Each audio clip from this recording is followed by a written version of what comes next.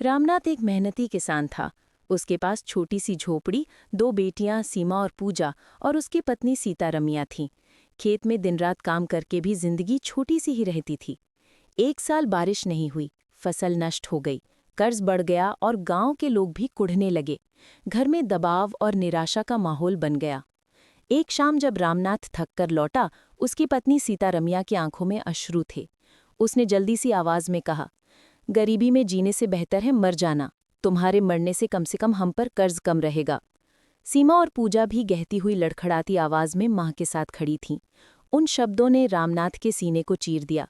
वो चुपचाप बाहर खेत की ओर चला गया, जहां अकेले चांद की रोशनी में उसने सारी पीड़ा महसूस की। पर जैसे जैसे रात गहरी हुई, रामनाथ के दिल में एक छोटी सी उम्मीद जगी।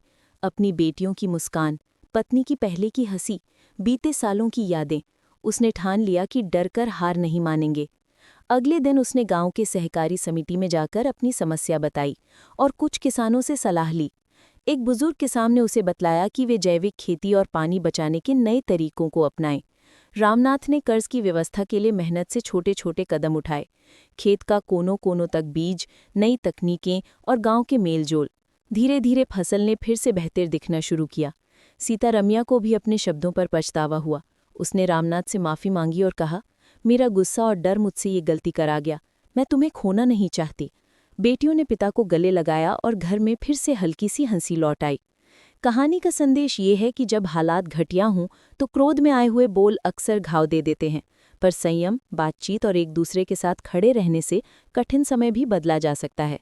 रामनाथ और उसके परिवार ने मिलकर साबित कर दिया कि जिंदगी की कड़ी से कड़ी सुबह भी बदल सकती है, बशर्ते हम हार न मानें और एक दूसरे का साथ